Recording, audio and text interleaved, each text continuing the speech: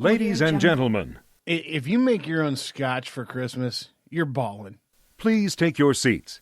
The show is about to begin. Bro, somebody tweeted today that Elizabeth Warren opened Bloomberg's ass so wide on the debate last night that Booty Gig wanted to slide in there. This is a bunch of bullshit. Welcome back, everybody, to the Titty and Shiner Show. This is episode 62, and I'm just going to title this, You're Welcome. How you doing, buddy? Dude, you and I are both ill. I have a left lower lobe pneumonia. I'm telling you, man, we kind of had our ass handed to us with this. Pretty much, but nevertheless, we're here to entertain you every week.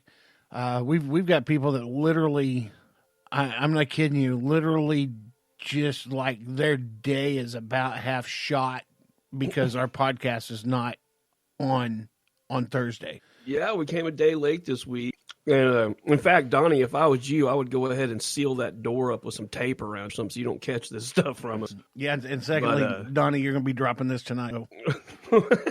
He texted me a little bit ago wanting to know, hey, you want me to pick you up some beer for the show? And I said, man, I need water, I need cough drops, and I need Diet Dr. Pepper. Yep, I got my Diet Dr. Pepper. You got your Diet Dr. Pepper. This hadn't been fun, man. I've been sick since I have been sick since Sunday. It has been a minute. I told you, I ended up in the ER Sunday morning. Yeah. Just about had a collapsed lung. I thought that was going to be the worst of my problems, but man, I immediately caught something probably in the ER. And yeah, man, I've been sick as a dog, dude. I mean, I got out today and did an errand, and it took every bit of energy I had. Well, your primary nurse has also been sick as well. Oh, bad, dude. Bad respiratory infection. Yeah. So, I mean, it's been a hard week. And my days are all screwed, especially since we didn't record last night. I got up today and I didn't know what day it was. Yeah, I'm hurting, man. And then you texted me yesterday. You were. Well, you remember when we were making our New Year's goals? Mm-hmm. You remember how much weight I told you I was going to lose? I don't remember the exact number.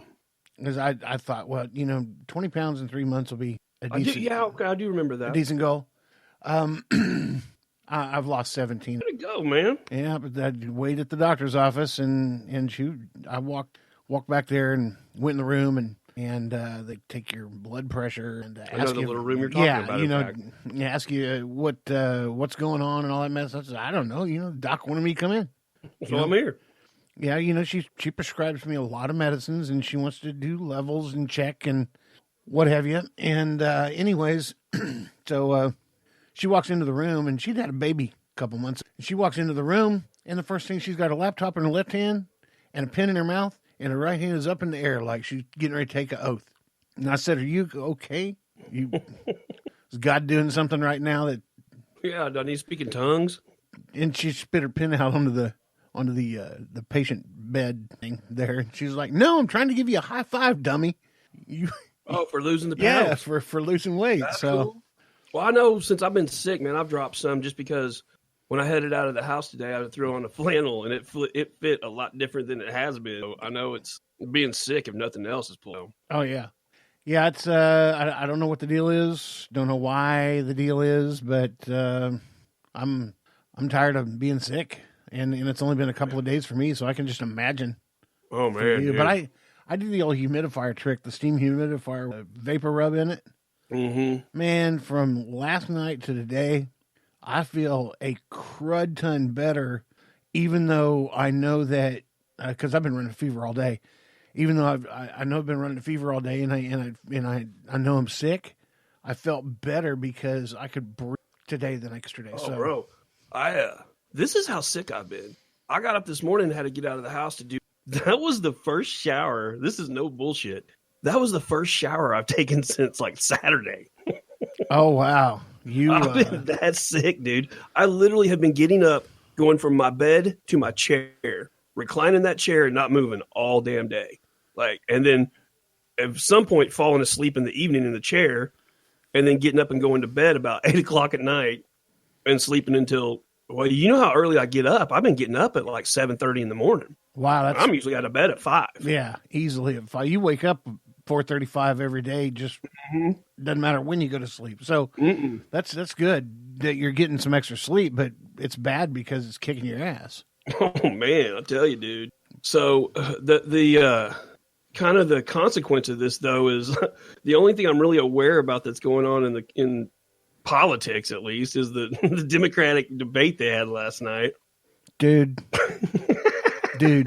I listened to a lot today while I was on the road. I was on the road for about 5 hours total, and no, maybe 6. Anyways, so I got to listen to a lot of talk radio, listen to a Rush show, and it literally is a clown circus. I mean, that's what it was called. It's just a circus full of clowns that juggle things. Well, yeah, and when liberal media outlet platforms are going, we're not going to win this election. That's horrible, dude. Yeah, no. It's fun to watch. I mean, it is entertaining to watch. I've seen the highlights, and it's super entertaining. Like, I want to know if you're from another country and you're watching what's happening in the U.S. right now. Do you understand how comical and how entertaining it is, or are you just like, what the hell is wrong with those people? Dude, we look like idiots to the rest of the world. We have to, and it's the Democrats' fault for that. You know, the rest of us Republicans we're all over here like, hey, everything's cool with us. We know what we're doing. We know what we're going to be doing. We know who we're voting for. We're pretty much all set up here, Jack. And the Democrats they're literally like Joe Dirt in search of the perfect woman who turns out to be his sister. Well, I'm pretty sure Bloomberg could have went ahead and just got shit-faced drunk and done.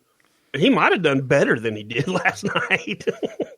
You know, we'll see. I never thought you could buy an election, but if anybody can do it, he's got the money to do it. I swear to God, if he wins, people, I've been telling you for a long time, you need to buy guns, you need to buy ammo, and you need to do it at the gun show where there's no paperwork.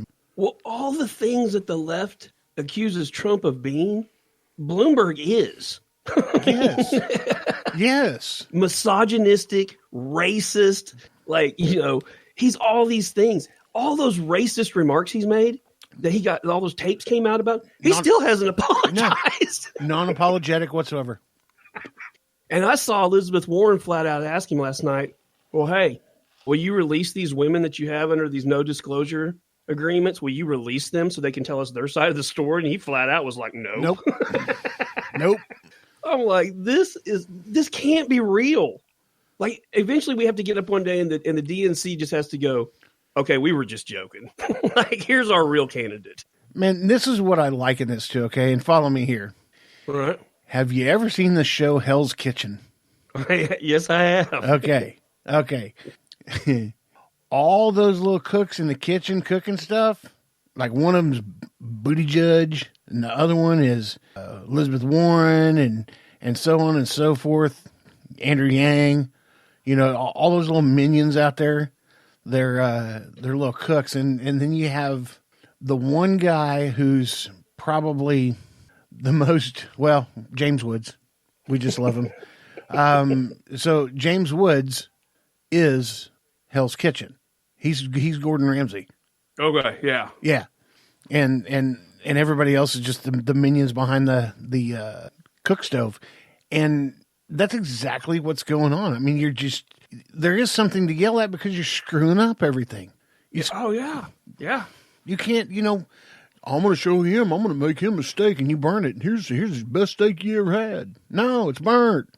Well, they just said I was watching something on Fox News earlier. They said this dude was part of the DNC. I mean, he's up in the Democratic National Party.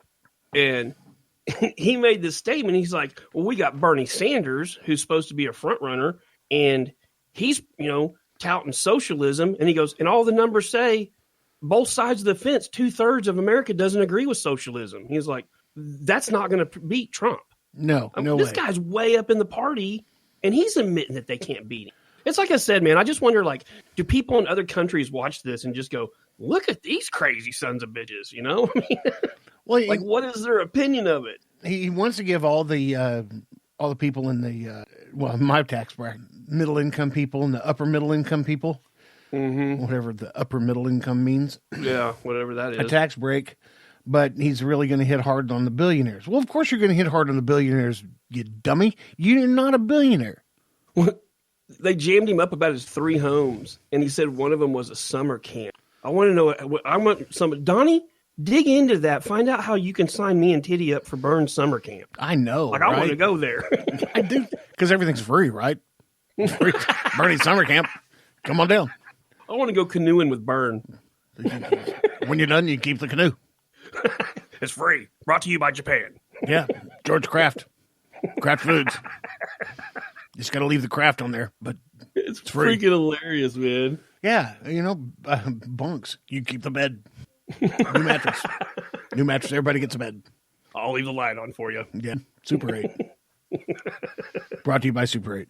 Jesus, man. Yeah, he tried to explain one of them way as it was a summer camp. Like, what? You guys are just making silly shit up now. I tell you what, I wouldn't mind showing up there with my Dixon flannel on. Speaking of, oh wait, stand by. I got a clip on right now, and there's some topless women crashing a Bernie Sanders rally. That really happened. And normally the people that do that are Democrats, not Republicans. So I don't know where this is coming from. This is the first I've seen of this, but and Bernie ran off stage. He ran from it? The chick walks up, a chick with a top on. She walks up and tries to take his microphone from him, which he's so feeble. He can't hardly fend her off. And then she can't get the one in his hand, so she just uses the one on the podium. And then it looks like 2 topless chicks show up and start spraying stuff everywhere. What the hell? Dude, Donnie, get this up on some more monitors. Fox News just played this. That is hilarious. Oh my God. He just said, this is Nevada. There's a little excitement here in Nevada. There's always excitement here at no extra cost. Dude, they poured purple shit down their chest. What does that signify? Just something about the milk industry and pumping up dairy and whatever. And I don't know. This is great because you got Democrats on Democrats on Democrats I mean, piling shit on. Do you see how crazy this is? Hey, by the way, your next door neighbor, the little daughter. The little girls? Yeah, the smallest one. What's her first name? Aoife. What happens when her sister has a baby? When her sister has a baby? Uh-huh. When they grow up and their sister has a baby? Aunt Aoife? Antifa. They obviously did not think this through. Antifa. Because my neighbors would not agree with that at all, I guarantee. Antifa. Mm-hmm. Antifa. That name has more vowels in it than I thought was legal. Oh, no. Yeah. IEEFA. I want to go to school with her every day the first year of every school just to watch the teachers massacre. I hope your neighbor doesn't listen to the podcast. Well, they probably not. I probably told them that. But I mean, okay. And that little girl's she's got some personality about her, so it would be cool to watch her reaction. Dude, she's like legit Evel Knievel type personality. Oh, both of them are, dude. They're both they're X Games chicks, dude. Yeah, they are both fearless, man. My God, I broke my arm. Wasn't that cool? Did you get that on camera? Did you get that? Yeah, it's funny too, dude, because they'll do some really daring stuff and not think twice about it. But like riding their little bikes down this really like short, barely inclined driveway scares the shit out of them. And you're like, okay, you don't want to do that, but I bet I can get your dad to tie a rope to the back of the truck and you can hold on to that on a skateboard. Oh yeah, they'll climb that Widowmaker branch on the back in your backyard like nobody. Oh yeah, just for fun. I mean, but by the way, stuff that doesn't scare them can kill them. I mean, Shiner has this tree in his backyard that we call it the Widowmaker.